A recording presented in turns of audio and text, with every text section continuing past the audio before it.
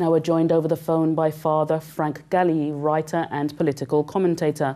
Thank you for joining us today. Now, how significant is this vote for Matteo Renzi and the stability of his government? It is very important because the president of the Republic in Italy technically is a figurehead. However, he has also important roles like guardian of the constitution, and he can also dissolve parliament. And with the support of the president, the prime minister can maneuver and engineer policies in concrete ways.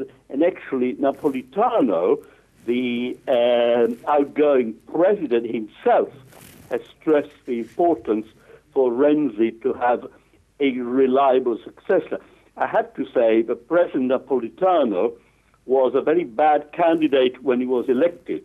He's a former communist who in 1956 supported the Soviet tanks which went into Hungary and smashed the Hungarian uprising. He was a very partisan kind of president of the Republic, not a very good choice at all. But so anyway, as far as choices, Father Frank Gelli, so as far as choices are concerned, Matteo Renzi will be thinking quite strategically here then, will he?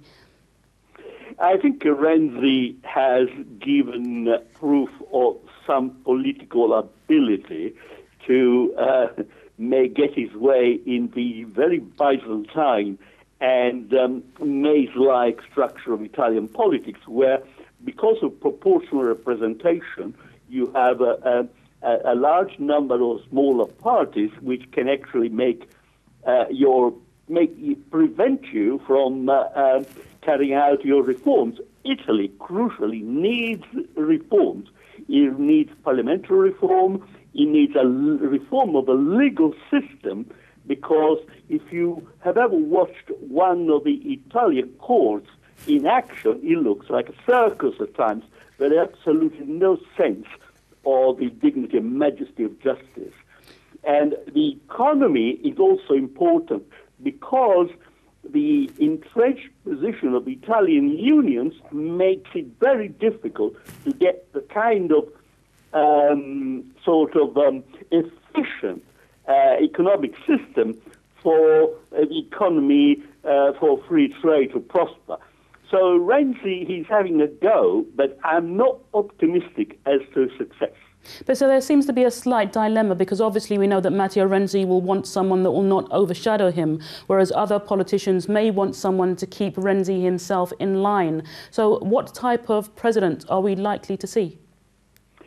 Well, the various candidates, maybe it's a matter of a lesser evil. None of them is quite ideal in my book, but certainly Prodi, a former prime minister, is a capable man, an economist, and also he has a personal friendship with President Putin, which I think is important because there are forces in Europe which are trying to set up Russia as the new whipping boy, the new scapegoat.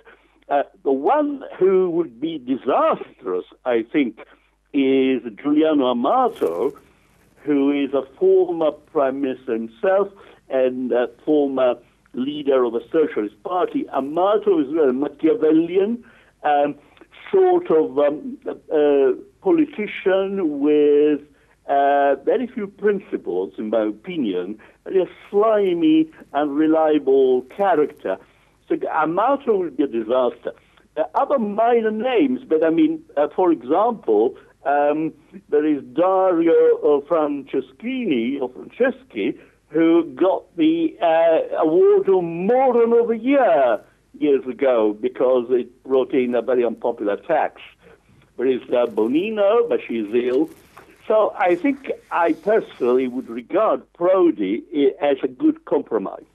Father Frank Gelli, writer and political commentator, thank you very much for joining us today.